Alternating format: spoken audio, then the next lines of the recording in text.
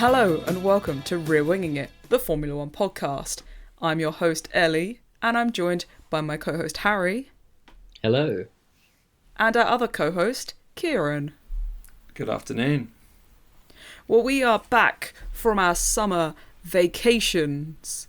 We have not toured 14 countries as the Formula One drivers have, but we've had a nice time.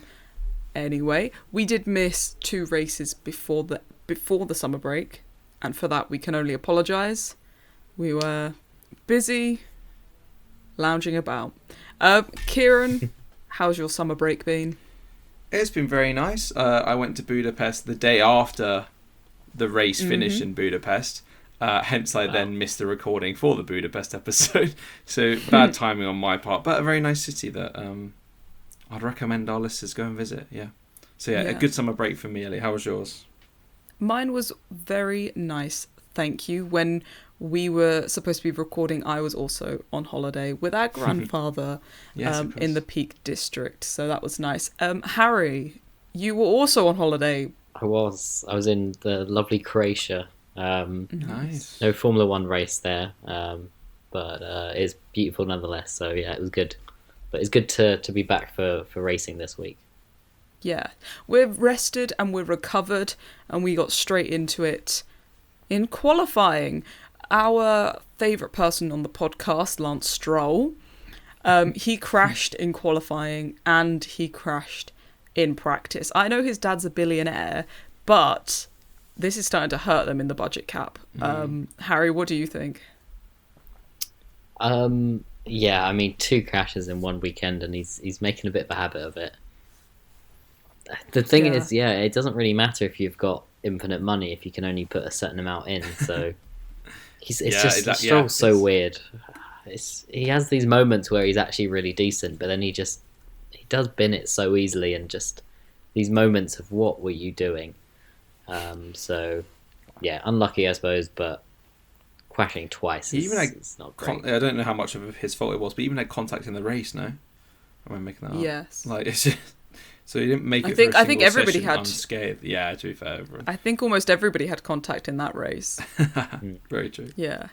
Yeah, that one wasn't as much his fault. But Speaking through coming through unscathed, Piastri, Norris seemed to have the better of it in the practice sessions, but in Q3, the only part of the weekend that really matters up until that point, he pipped Norris by 0.012, so that's 12 thousandths of a second to take pole, and it's such a tiny margin, and Norris had seemed on top until that point, but that was such a big pole for Piastri to get, especially at a track like Zandvoort.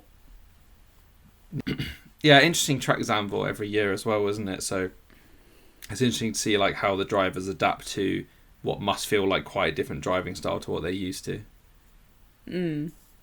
It's definitely one that I don't know that they've all figured it out. You see so many different racing lines being taken.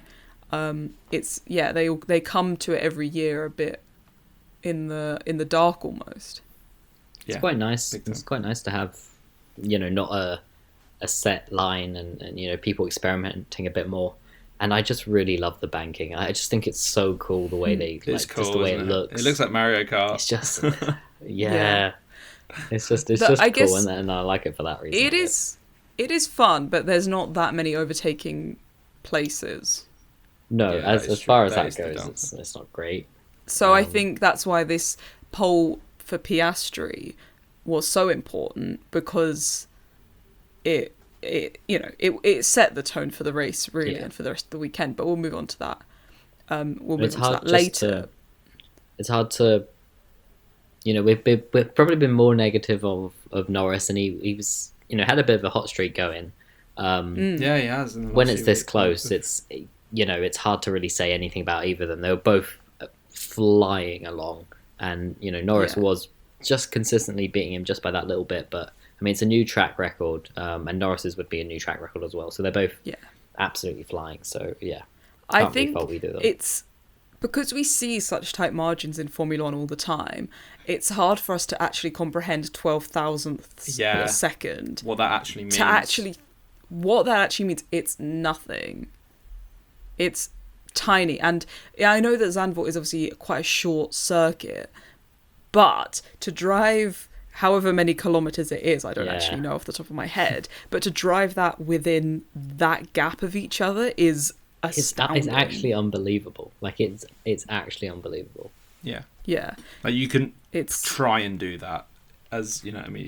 You couldn't recreate that if you tried, like, ever. Yeah. But I think this year, surely, by the end of the season, they must have one of the tightest times in qualifying. You know, sometimes over the season, somebody will be 0.2 faster or 0.6 faster or something. Yeah. I reckon when all's said and done, the average gap between them in qualifying is probably going to be one of the smallest we've ever seen in Formula One. Between teammates, definitely. Yeah. Between teammates, yeah, that's what I mean, yeah. Or even just between championship contenders, even then, like, I still think, yeah. One of the. I wonder if they really measure it. It's probably a tough stat to, like, figure out, but I think off the top of our head, yeah, it definitely will be one of the tightest there's ever been. It definitely feels like it, but I feel like as a fan, we have, like, short-term memory of, you don't remember the previous season as well as I think I do. Yeah, that's true. You know, it's on to the next one. Hadjar qualified very strongly, and so did Carlos Sainz coming into Q3 after a disappointing period for Williams. Yeah, it's been tough for Williams as of late. Like, they started this season really strongly, and they've kind of faded. You know, that was almost a detriment to them, because now it feels like what they're achieving now is a real downgrade. But maybe that's, I don't know, maybe that the other teams have come up, maybe they've come down, who knows. But yeah, it's been tough for them coming into the summer break. So it probably was a nice reset for them.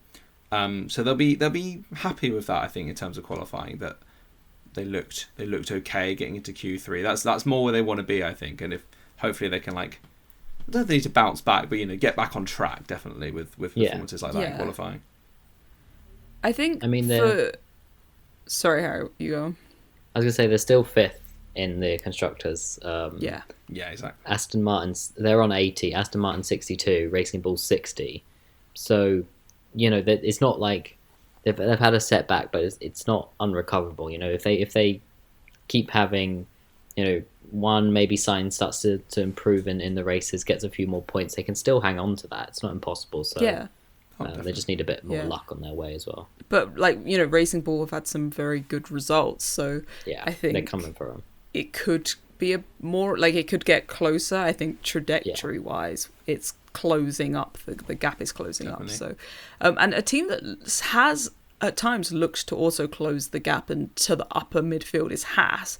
But in qualifying on Saturday, they looked very off the pace, and Haas, for quite a few years now, have been one of those teams where they're at the race or they're not at the race. And literally. in qualifying, it just didn't look like they'd really turned up yet. It's interesting that they seem to struggle so much with certain tracks when other teams seem to be a bit more consistent. I don't know, Harry, were you surprised by them being slow this weekend, or is it just something you come to expect? I'm not sure with their car, like, what if it actually prefers a certain type of track. I'm not sure with the Haas, but like you said, it's so up and down that you literally see their first flying lap, or you see their times in practice, and you think, okay, that's them for the weekend. So it's not necessarily surprising. And the same as if, you know, one of them had snuck into the top 10, it'd be like, oh, you know, not that surprising. It's very strange. But I think more often than not, they are further down the field. So wherever Haas finish in any session, it's not surprising. Like, no matter what it is, it's not surprising. Yeah. I mean, if they won, maybe. But do you know what I mean? Like, if there's anything from 4th down, you'd be like, yeah, that makes sense. Yeah, which is in itself is quite strange in Formula One. Normally, you get a bit of movement depending on the tracks, but it's normally much more not as big as that. Divided. The gaps are a bit clearer. You're definitely a bottom of the midfield team, but they seem to sometimes turn up. And I think they're an the extreme gap's so example. small between everyone now, right? So I think Yeah. those movements probably still happened, but timing wise they didn't. Position wise it didn't really reflect to that bigger change. But now, I mean, the difference of 2/10. It used to, it could be a place or two, and now you could shoot up 5, 6, 7 places. Like it's crazy. That's a very good point. As the teams have become closer, a good weekend for one team is a very, very good weekend for them. Yeah. So moving on to the race, as you said earlier, we've been harsh on Norris this season, but he lost out places again on the opening lap. He left himself, I guess, the thing with them battling as teammates is he wants to be respectful, and I think in giving Piastri enough room, he then compromised himself to Verstappen, who had a tyre advantage. Kieran, you're a more of a Verstappen fan than a Norris fan. Are you disappointed with Norris's opening lap performances? Because I can't ask on Harry the that opening question. lap, He's a big old definitely. Verstappen fan. He's just too passive, I think. I mean, it's harsh because did Piastri block him off maybe a little bit, which is obviously Piastri's right to do that because he was on pole, and that shows how important pole is, especially around a track like Zandvoort. But it's just, I don't know, it's too common of a thing to say he was unlucky. I don't know how many years into his career he is. This might be year 5 or something. Every single year of his career. I reckon it's more than that. I reckon. 6. Year 6. In 2019 he came in. So cool. It's year 7. I don't know. Let's say it's year 6. For all 6 years he's been on the grid, his starts have been a thing. It's been something that's plagued him the whole time. And to win a world championship, you have to be a well-rounded driver, and that is just one. He's a very good driver, but that is one gap he has, as it were. Is his off the line. Yeah. He just makes. It's not even a reaction sometimes. It's just decision making of where to place the car, knowing the track, knowing that Verstappen is going to go for it as well. Knowing who you're up against. Piastri will shut the door on you. Verstappen will throw it up the inside, outside, wherever he can on you, and just taking that kind of. I mean, I say that sitting here, he's a professional racing driver, but I don't know, something to work on maybe, but maybe he doesn't know. Maybe that's as good as he can be at starts, and it's just going to be a weakness he has for a long time. I think being sandwiched between his teammate that he doesn't want to crash into and Verstappen that he's scared is going to crash into him. That doesn't care about crashing into you. It's not an easy place. Yeah, exactly. It's not an easy place to start, which I think then shows how important starting on pole is. Yeah, exactly. Because otherwise you're in that really dangerous little sandwich. If you don't want to be in that situation, don't put yourself in there. Exactly. Yeah. I mean, overall, I think he is bad at starts. He's poor at starts. This one, but when you're looking at it, especially from the top-down view, he's sort of got nowhere to go, really, doesn't he? So I think it's just an unlucky place to be. But maybe defend better from Max and sort of keep that as your priority. But I know he would have wanted to push Piastri and try and get past him, but all he ended up doing was losing the spot, waste all those laps. You're taking that mistake from qualifying, ended up in P2 and making it even worse. Yeah, exactly. Just survive that opening lap in second. That's all you need to do, and then go and try and get him on track. He did get past Verstappen, but it did take a few laps because Verstappen had better tyres. He was on the softer compound. Was he on the softs and then they were on the mediums? Yes, to start with, the way it was? Yeah, so Verstappen had the advantage off the line, but Norris had massive pace advantage with the car. I think maybe, as you were saying, if he'd have defended a bit more from Verstappen, tried to keep it the place, because by the time he got past Verstappen, he was already nearly 5 seconds adrift, was it? It was 4 seconds adrift of Piastri. Exactly. And that's again, maybe that's a consideration off the start. It's much more important to keep second than it is to try and get first off the line, because I think on natural pace for a lot of the season, Norris has shown more pace than Piastri on equal tyres. Equal kind of race situations. Norris has shown really good pace and oftentimes better pace than Piastri. Trust in your pace. Hold second, get through the opening 5 laps, holding your second place, and let your pace do the talking. Instead, then he cost himself valuable time behind Verstappen, I mean, who knows how it would have. We'll get onto it, but who knows how it would have shaken out by the end of the race. But he would have given himself an easier time if he just, cost a few seconds to Piastri, but kept that second place. I think it's racecraft that Piastri seems to be much more confident with or competent with, which is interesting because obviously he's an experienced Formula One driver now. He's in his third year, but he has a lot less experience than Norris, and he just seems to be much more relaxed with his racecraft than with Lando. But which is interesting. But I think they're quite different characters, aren't they? Off of the track, and maybe a bit of that shows in their calmness, and maybe that plays out into situations like this, because Piastri led from the front and didn't put a foot wrong all weekend, really. Yeah, exactly. I mean, it was a Grand Slam weekend for him in the end, wasn't it? Led every lap, fastest lap. Yeah. Pole, track record as well to throw it in. Perfect weekend for him, really. Couldn't ask for more. Yeah, I mean, yeah, exactly. Yeah. It was an enjoyable race as well, and one of my favourite battles we saw was the George Russell Charles Leclerc battle. There were a few complaints from Russell over the radio, but it went to the stewards at the end, and it was deemed as fair racing. Right. I think obviously Leclerc, we will come to it, but didn't finish the race, right? Yeah. Yeah. I feel like, again, why is this being left to us for the race, number one? Yeah, exactly. Secondly, neither driver really... I think at that point, it would have to be a grid place penalty for Leclerc, because obviously he couldn't do the time, and getting a grid place for that would be kind of ridiculous. So I think if they'd done it, I think maybe there would have been a penalty there, but I guess letter of the law, it probably would have been a penalty. We'll come to it maybe with signs, but they said that overtake was fantastic. It was beautiful.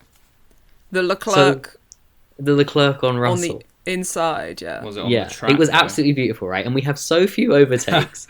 We've built cars that can't overtake, and we have regulations that really limit, restrict that's it. A good point. So we should be like champion stuff like this, and it just felt almost out of character for Leclerc, who has been so restrained in that Ferrari. So it was nice to just see what he can do when he just sort of goes creative. out for it. Yeah, it was very creative. Yeah, it was creative. It was beautiful. It was spontaneous. Yeah, and it was rough, but it was beautiful in its roughness. It was one of probably my overtake of the season. Right? It was just lovely, poetic, and yet it's sort of just a bit like why are the stewards looking at this, guys? Like, come on. Because even when you watch it, you're like, that's gonna get flagged. It's like watching football. You're like, great goal, but I know VAR's gonna have a look. Yeah. It just that's kind of get overturned. Takes the joy out of it a little. It's very similar to football in a way. Like, you can't just watch what you're watching and not think, oh, that's not going to stand because it's going to get a steward inquiry. It is a bit sad that you can't just trust what you're seeing. He's driving off a bit, and he's on gravel. Right, he's on gravel. Like, how he's not exactly helping him, is he? No, that's a like good it's not point. like he's got this super boost by going off. And he comes back and he overtakes him on track. So, and it was like barely a squidge off, but the FIA said that they couldn't find, the steward said they couldn't find definitive evidence or proof. They would have given him something if they'd done it. I think they've just. I think because he'd crashed. I think that they've just said, "Oh, we couldn't be bothered to look at it." But I agree with you, Harry. I think it was a great move. I think it was unexpected and creative, and I think that's what we want. We want people to take risks, not too big a risk, we don't want dangerous driving, but we don't want danger, but we want jeopardy. And I think this wasn't. Yeah, exactly. Especially with the these are the greatest drivers. These are two of the best drivers on the grid. Like, let them. I mean, God. Otherwise, they're just going to trail each other the whole time, and then maybe get each other in the pits. Like, that's it. It's what it's become, and it's like on a track like Zandvoort. Sometimes you just So as you said, Leclerc did not finish the race. It was a double DNF for Ferrari. After they seemed a bit confident that they had bought upgrades to the car, they were confident that the cars were going to be a bit better. Hamilton went off. This was quite funny. I was watching with my father, and I said to him, Hamilton came on the pit saying, came on the radio saying, let's pit to try and undercut. And I said, that's silly because somebody's going to go off in this slippery weather with worn tyres and going to cause a safety car pit then. Yeah. And just as I had said that, it cut to Hamilton it was him. crashing out of the race. So I was right that the rain was going to make someone go off the track because they all had worn tyres at that point. So yeah. Alex, this is going to make somebody slide off, and there's going to be a safety car. Wait till then to pit. But he didn't have that luxury. He didn't need to pit.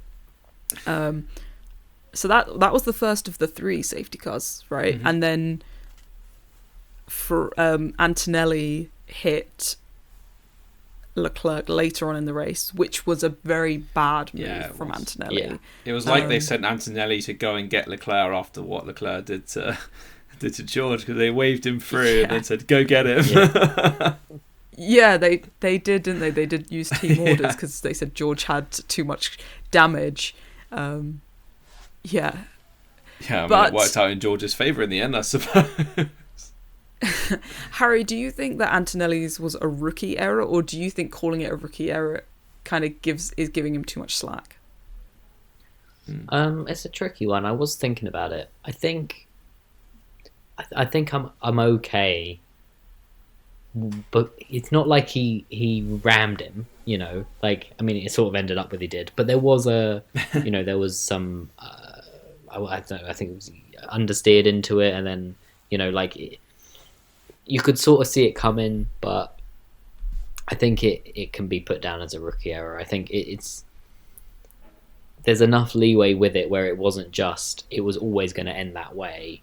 It was more you've put too much on the car can't respond, and then you could maybe get away with that just in a different scenario. If the car had behaved a little better. I mean, it was way overly ambitious. Like it was probably always destined to crash. But look, I mean, Antonelli's not been on a great streak. I mean, he's had moments of good driving, and I think he is fine. I do think it's a bit early to put him in there, but I wouldn't judge him too harshly for this. Really, he just needs to learn from these sort of mistakes. But yeah, I think. From the way he started the season, the first, I don't know, was it like 9-10 races, he was so good. Or for a rookie in one of the best teams, or one of the better teams, one of the front runners, with all that pressure, he was doing really well. But since, was it Canada when he got podium, right?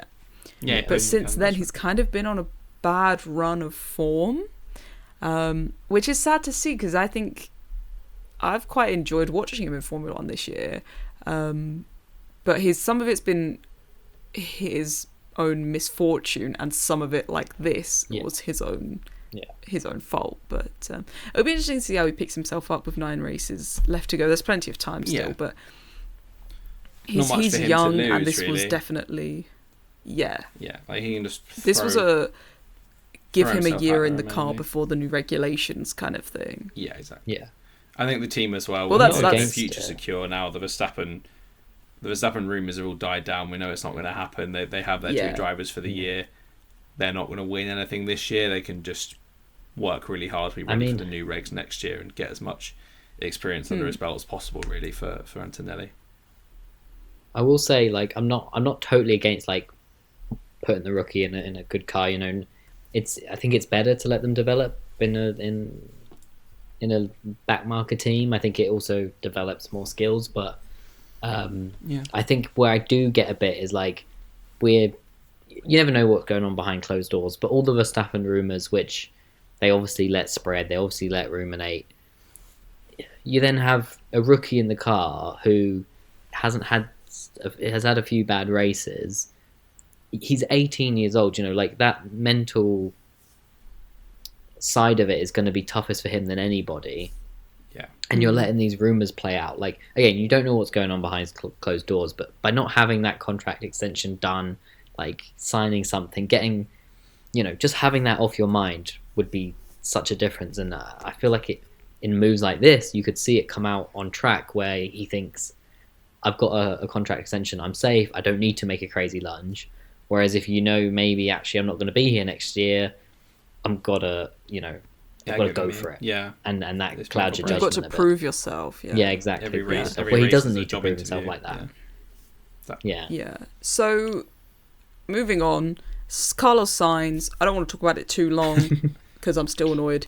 I don't think this is a 10-second penalty for Sainz, but Sainz and Lawson had quite different opinions on this incident. Yeah. I think by the letter of the law, it was Lawson's corner, but I don't think. I think that Sainz had left enough room and Lawson moved into him. Yeah. It's difficult because it's around like all these banked corners. Who knows whose corner it is? That's such a good point. Where is the apex? Like, where is the let alone where's the apex? Where is the driving line? Like, it's where's the racing line? Where's the apex? That's a good because point. Actually, if you're up high or you're down low, the apex is in a different place. Surely. Yeah, that's a very good point. Actually, yeah, that's a very good point. I mean, or if you go something high and swing low. I was shocked when it popped up saying Sainz had a penalty, and he as well on the radio seemed shocked himself. He was like, "What?" He said, "What? For me? For me? Yeah, he was like, why? Surely this is a joke." Yeah, he was like, "You're pranking me." Yeah. And I was right there with him. To be fair, I so, do not understand how, if you're going to give a penalty to anyone, it was going to Sainz. I mean, I whether agree. Lawson penalty deserved to a anyone, penalty, that's the question. But Sainz, no chance. but 10 seconds is harsh as well. Yeah, If it and come 10 up, seconds. Lawson 5-second penalty, I'd have been like, oh, okay, fine. He drove into Sainz. If it had come up Sainz 5-second penalty, I'd have been confused. But then they could have said, well, it was Lawson's corner. Yeah. He didn't yield. You could be like, okay, well, they would just by the letter of the law. But 10 seconds? Yeah. I mean, I For don't that? know. I'm not an expert in other series, right? But I did see something that most other racing series have different rules, and it's more about you've got to leave more space basically, and less about this if your wheel's there at the apex and all this kind of rubbish. Yeah. So that you have space so that you can have more racing and more overtakes and more, more respect sort of on track there. That's the thing. I think common sense should prevail in the steward's room, and they go, did that person leave a fair amount of space? Yeah. Yes. Okay. I think the problem with Because sometimes having it is nose just ahead, ridiculous. it encourages dive bombs a bit too much. Because like if I just get my wheels ahead, it's now my corner, and I think drivers are Well, that's what smart. we You saw know, with they Verstappen, are the wasn't it? best drivers on the planet. They're going to exploit the rules as best they can, like Verstappen often does, for example. Lawson is a very aggressive. But I think they've put a stop to that kind of thing. I like Lawson's driving style. He's a very aggressive driver, and he's going to use the fact that if he just gets his wheel in front, he has the advantage every time he can, and that's fair on him. That is a letter of the law. But to then turn around and punish Sainz with a 10-second penalty for that incident is just it doesn't make any sense. Right. I'm too angry. We can't talk about it anymore. I'm going to move on to Lawson's teammate, Hadjar. What a race. He benefited. He benefited from DNFs. He benefited from other things going on, but his qualifying performance was very good. And then he cemented that with a podium. And Hadjar, I think, is one that we didn't know that well before coming into the season, but he's quickly become one of our favourite drivers on the podcast, I would say. Harry, how happy are you for him? I said to my dad, while it was sort of obvious that he was going to get the podium, I said, it's really, really hard that he's French, because it makes it slightly tough to root for him, because you really want to root for him. I mean, from crashing out on Australia, on his debut, right at the start on his debut, but the way he sort of handled himself and everything, and then since then pretty much just been consistent and the standout rookie, really, I'd say. I would agree. I was going to say, I think he's very happy. Very fastly become the favourite for Rookie of the Year this year. In a field full of rookies, I think he's starting. I mean, him and Anthony's had his moment again in a faster car, but I think Hadjar's really starting to show his class at this point in the season. Really good, and that RB as well. Like he's putting that RB in places. Well, it actually looks like quite a decent race car, but definitely in places it probably doesn't deserve to be. It is. Put Max Verstappen in that RB and he'll bring you home a championship. Yeah, at this rate. Yeah, well, it's kind of scary though, because the more he performs, the more he's going to get demoted, to Red Bull. So yeah, exactly. Demoted to Red Bull. Yeah, his agent's probably telling him no more podiums, no more podiums for the rest of the year. Yeah. But I mean, it's crazy. Like, sorry, I was just going to mention. I mean, but we sort of talk about it sometimes. But Tsunoda, I mean, he did squeak some points, 2 points for ninth. But the fact that he is ninth and Hadjar is third, I mean, it really does feel like it would be really terrible to. I mean, next year, who knows? It might be different, but for now, I mean, I wouldn't want to change cars. Yeah, Tsunoda will get the unlucky where like he'll get kicked out, and then the Red Bull for 2026 will come in and be great because it's a new set of regs and they've changed it a lot, and suddenly the Red Bull will be great, and he'll have been kicked out just at the wrong time. You just feel it happening. I can just see it happening now. It gets placed with Hadjar, and Hadjar goes and gets 10 podiums next year or something. But if I were Hadjar, I'd be begging Alan Permain to keep him. I'd be like, can I stay, please? Like, 2027 maybe. Give me 2 years to enjoy myself until I get into that terrible car. That's the thing, because he does look like he's kind of having fun. Yeah.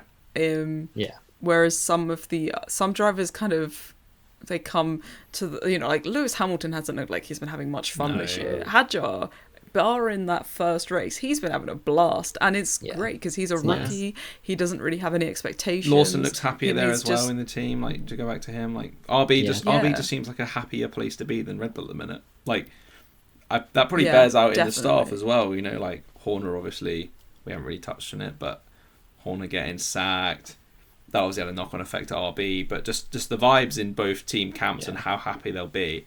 I'd much rather be an RB mechanic than a Rebel mechanic today, I think. Yeah. It's also expectations, right? Like Max getting second, you're like, I mean, that's best we could do, but I mean, you're not celebrating that, are you? No, you're not going mental Andrew over getting podium. third, I mean, you're staying up all night partying for that. Oh yeah, so, probably still, it's still going now. Different. Yeah. All right. I'm quickly just going to talk about some of the other results. We had Albon in P5, Behrman from the pit lane to P6, and Lance Stroll from last on the grid to P7. So very impressive. But I think the biggest talking point was Lando Norris. Mechanical issues 7 laps from the end. This could be very costly. I think it was said in commentary it could potentially be reminiscent of Hamilton in Malaysia in 2016 with his engine failure. It didn't necessarily hand Rosberg the championship, but it felt like pretty much a big moment at the time.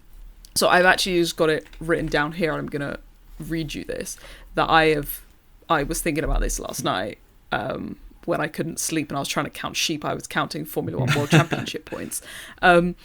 So Oscar and Lando, before this race, there was a 9-point gap. Yeah. If Lando finished first and Oscar in second, it could have been 2 points. But I think it was likely going to finish Oscar P1, Lando P2, and it would have been 16 Well, it would have been good to watch either way. As it is. It would have been, I think it would have been tight because Lando was coming back at him. But anyway, sorry, continue. It is now 34 points, okay? So there are 9 races left of the season. I know this is very unlikely, but a big if McLaren win every single race and a 1-2 at every single race, Lando Norris would need to win 7 of them, finishing first. Oscar could win the other 2. Lando would finish second at those ones. Oscar would finish, 1-2. Yeah. Lando has to win 7-2, and he would win the World Drivers' Championship by just 1 point. So I think that shows how difficult he has it now. He could win 7 of the final 9 races. We've got a few sprint races. So if Piastri won those, there are sprint races. That doesn't count the sprint races. Yeah, I think there's 2 or 3. So it just shows even more. He's got to do even more. Yeah. Well, I guess it depends in whose favour the sprints go, but they're not worth as many points. But that's just on. But it gives races. Oscar a nice. It's not over, but it gives Oscar a very nice buffer. Like, it's horrific timing. Nice buffer for Lando, who just before the summer break. The summer break came at a really bad time for him, I think, because he was picking up some really good form. He won 3 of the last 4 races. He was really starting to pile some pressure onto Piastri, and then this, through no fault of his own, like we said, he might want to finish P2.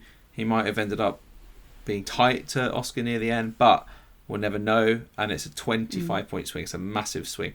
But then again, it's the same car that Piastri's in, so maybe the same thing will happen to him. You never know. So all to play for, I think. Mercedes engines they're blowing up. Yeah, I know. We've mentioned it a few times this year that they've been a bit less reliable. Not like insane, but like it's just interesting to note that like it feels like we've had some of the most, I don't know, sustainable or like secure years in F1 we've had in a while in terms of performance and reliability.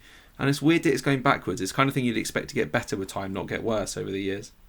Yeah, I guess a lot of them are just in development for the new engines, so maybe a bit less neglected it a bit. Has gone into this year's. I don't really know how it works on the engine side of thing. I thought they were locked anyway. The technical ins and outs. I know you can change reliability stuff with them, I think, even though if they're locked, but... That's right, yeah. Yeah, I think reliability stuff can change, yeah. I don't know why that'd make it worse, but anyway, maybe they've changed something. Even though I'm pretty sure Red Bull... I remember Red Bull last year made a change for reliability, but it somehow unlocked some extra horsepower for their car, and they got away with that one. So I think you can play fast and loose with the term reliability. Yeah. Yeah. We'll go on to driver of the day. Harry, I'm going to start with you. Who is your driver of the day? It's got to be Hadjar, hasn't it? Really. Yeah. Got to get in the ground floor before he becomes the next Red Bull champion. Yeah. Time to buy Isaac Hadjar stock. Gotta say that I supported him now. Yeah. But obviously, shout out for the main man, Lance Stroll. I think he did. He got that 7th place just as a spite to Ellie, who maybe happened to change our Now TV password to something rather not flattering to Stroll, let's say. So I think he did it out of spite. Yeah, I agree with that. I changed the password after qualifying. After he crashed, yeah. And then he came back to spite me in the race. But do you know what? I'm going to give Lance Stroll my secondary driver of the day, but my main driver of the day has obviously got to be Isaac Hadjar. Kieran, I'm going to have to agree. Isaac Hadjar, first podium. It wasn't even really. There was one DNF, but really it wasn't even through happenstance. He qualified up there and he finished up there and he held his own up there. So. Yeah. Really impressive drive from him. I think definitely driver of the day. But I mean, also Ollie Beerman, really good performance from him, getting to P6. Shout out to but a podium's a podium at the end of the day, so you've got to give it to Hadjar, I think. Yeah, I agree. I think his weekend was great as a whole. I'm going to move on now to grid Hang on, news. can I say one more thing? I don't know if we mentioned it. Albon at this, obviously great P5 finish, but I think he gained 5 places at the start. Oh yeah, first on lap. The start. Yeah, so that really didn't get covered. That wasn't really. They didn't show it. Yeah, I was going to say they didn't show it at all during the race. Not once. It was because it was also because Bortoletto got bogged down at the start, and then a few other people got affected by that, and I think Albon did really well to pick them off. Yeah, he capitalised. Yeah, he had a great start. They never showed it in the race, actual coverage of the race. Oh, there you go. So anyway, on to grid news. Checo and Bottas signed for Cadillac 2026. I think that's good. I think that's good. I think that's a good lineup for Bottas a new team. Is great. I think Checo maybe brings in more of the money, but I think Bottas, is great to develop a team. He gives great feedback to the engineers and the mechanics, and so I think for a new team, he'll be invaluable. It's a feel-good lineup as well, isn't it? They're two fan favourite drivers, I think. There's a lot of love in the paddock for those two as well. Yeah. I would say so. And Bottas is his own... As somebody who's made a career of kind of being a number 2 driver, he has main character energy. Yeah. He just seems such a nice guy. And I say this all the time, but Bottas is the best number 2 driver the sport's ever seen. And I think he's going to go and do a great job there. So also Hamilton has a 5-place grid penalty for Monza for not slowing under yellow flag conditions presumably he couldn't serve the penalty Crashed because out he all crashed himself. out. So that's been passed on to Monza. So not a great time to go to the Italian Grand Prix as an Italian team. When it rains, it No. pours for Lewis these days. We'll see how that. Got a feel Yeah, for it it. does. Got a feel for him at this point. And Unforced error that as well. Like there's Well, no maybe he excuse should for start that. the yellows Mercedes, yeah. especially somebody renowned for being great with Track time management and awareness, great in the yeah. wet weather, and this was. So Mercedes are going to stick with George Russell and Kimi Antonelli for 2026. We touched on that earlier, just clarifying their position. But I think, as we were saying, like, Max wasn't necessarily going to get out of his contract anyway, but it's not dangerous, but it's a big risk to move for a team under such drastic new regulations. I know that it worked out for Lewis when he moved from McLaren to Mercedes, but it was a big risk, and at the time everybody was saying to him, Lewis, you've made a massive mistake. So I think for Max to do that would be a huge gamble, and I think it makes sense to kind of stick with their drivers of 2026 and then see where Mercedes would be quite happy where they are. You know, you've got a proven race winner in George Russell, and an 18-year-old in Kimi, who's, you know, having an up and down season, but again he's 18 and he's nabbed himself a pole position in that as well, I think, for a sprint. So, you know, if I were them, I'd be very happy to stick with what they've got. And I think George has stepped up this year. I think he has taken on the mantle of being the team leader and being the more experienced driver, and he has done a better job than I was anticipating. My final bit of grid news, this is just a bit of fun. I read it on BBC Sport website. I don't know if you guys have read it, but it was a fun read. Yeah, so this guy has decided to go to all 24 races this season on a £20,000 budget. I think he's about halfway through the budget, and obviously we've got some expensive races to come, and he's doing this with only 28 days holiday. So a tight schedule. He's bragging that he gets 28 days holiday. I only get 20. Well, I guess 20, but is up 20 then plus 8 bank holidays. Maybe.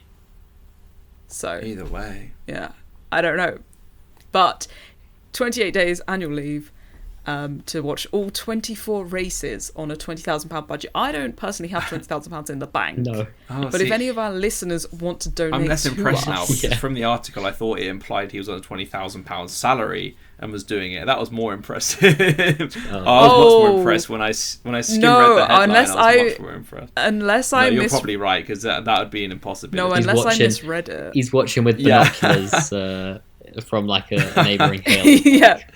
He's actually just paid for a Now TV membership.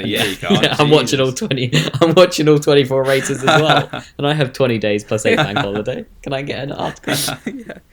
Yeah. Okay, we'll go on to our Monza preview now. Harry, give us your top 3 and one wacky prediction. Top 3 and a wacky prediction. I feel like having your top 3 could include a wacky prediction. It could. Well, a part of me always wants, like, when you have the home races, like, you just want to, like, a Ferrari at Monza, you know. Having, I mean, I feel like Hamilton's a write-off this year, but having Leclerc win at Monza would be nice. But it's probably gonna be, I reckon, what it's really gonna be is gonna be Piastri, Norris. And then Norris is going to be even more depressed, and people are going to be like, it's over. And then we'll say Leclerc gets a podium for Kieran, your prediction? Well, I'll give you a fun one. I don't know. Well, so on my bingo, one of my bingo cards was having a Ferrari 1-2 at Monza. So that'd be my dream prediction. I don't think that's going to happen. I do not think that's going to happen. Not unless 18 other drivers crash out. No, if it does, I'll drink a bottle of red sours to go along with the green sours that's already going to be consumed on our final episode. And I'll say that happily, knowing it won't happen. But in reality, I think it's hard to look past the McLarens. I mean, high speed track, but their cars are so well rounded all round. You can't look past them too much. I'll go with Piastri Norris. I think if that's how it ends as well, Piastri will be you'd start thinking, okay, he is the big title favourite at this point as well, if that is how it goes. Because at that point it would be 41 points, that's a exactly. big gap. At that point, and then you're looking at 8 races, and you're looking at quite an uphill battle at that point. And then in third, knowing Red Bull, they're going to give Max a super low downforce setup like they did for Silverstone. And in the dry, it really paid off for him. He was rapid that day and got a qualified pole. Obviously, the race didn't pan out that way, but I'll say they'll do the same thing. They'll give Max a nice low downforce setup, and he'll get himself on the podium to round it off. What about you, Ellie? Nice. My Monza preview is also going to be my final thoughts, so you guys get thinking about your final thoughts. Mine is one and the same. Okay. Zach Brown looked really sad about Lando not finishing the race. My wacky prediction is, oh no, Oscar's had a mechanical issue. Cuts to Zach Brown on the pit wall, looking really happy. Did he plant something in there, like a smoke machine that was going to go off? His hands are covered in grease as well. Exactly. And it's going to be Lando, P1, Verstappen P2, George P3, and Oscar is going to be out. Because my final thought is, it doesn't serve Formula One or McLaren to have like a big gap, The interest comes from the battle. And McLaren won a battle because their sponsors won a battle. They want the screen time that a battle provides. They want wheel-to-wheel action. And yes, we can have wheel-to-wheel action still, but if we only have wheel-to-wheel action, as I went through earlier, Norris is unlikely to come out on top in the season. We need an Oscar DNF to keep it close. Therefore, Zach Brown pulling some plugs out. Oscar DNF. You heard it here first. That's my Monza preview and my final thought all in one. My final thoughts is Zach doesn't have the balls to do that, right? Zach doesn't have the balls. But what he is going to do, he's going to be on the radio, and McLaren special, he's going to beg. He's going to be like, please, Oscar, please, could you let Lando pass? Could you just pull over at the side of the road? It's only fair. It's only fair. He had a DNF and it wasn't his fault, so you've got to pull over and have one as well. Okay, you've got to not finish. That's what's going to happen. That's so fair to the point of literal insanity. I think I was really hoping, because it's been really tight, this battle, and yet the battle hasn't really been there on track. We've rarely seen them. Not as much as you'd hope. There's been some for position but it's not been Hamilton Rosberg, has it? It's not been Hamilton Rosberg. Exactly. Not many things are. Let's be honest. That was an amazing. That was incredible. Yeah, those 2 or 3 seasons they had. But I was thinking like it might get better the last few races, but I mean, maybe it wouldn't. Maybe it'd be exactly what we've seen before, and it's just whoever qualifies and keeps that gap would win. So maybe in a weird way, Norris is going to just be like, screw it, I've got nothing to lose. Make or break time. Screw these papaya rules. I'm actually going to give some oomph. That will be. So now we're getting to the cutting end. I think that's a good point. It will be interesting to see if we do see any papaya rules, as it were, how well they're followed. Will become very interesting. But I guess for Oscar, if Oscar crashes out of a race and Lando doesn't, that's going to be interesting. But Oscar can be a bit more defensive. 'Cause he doesn't need to be as rash in overtaking Lando, but he can be a bit more rash in his defensive moves. So it's going to be interesting because you're going to have Oscar more defensive, Lando more attacking, and it's going to see how that balances out with the McLaren papaya rules, as embarrassing as they are. Anyway, I mean, we talked about real quick. We talked about Malaysia 2016, which I was at. No need to brag. Which is really cool. That's history. Right? You know, but all if I remember correctly, all Rosberg had to do, I think, was win like one more, and then he had it. So he got that one, and then he cruised to quite a few second places. So, you know, Piastri only needs a few more wins. Like, if those do happen quite soon, he can just say, you know what, you can have this one. Like, if Lando's being reckless, he could just be like, well, I'll get you on the next one when I qualify ahead, or you know. So I feel like we could get some boring ones, but we'll see. All right, Kieran, on to you. My final thought, slightly different vein.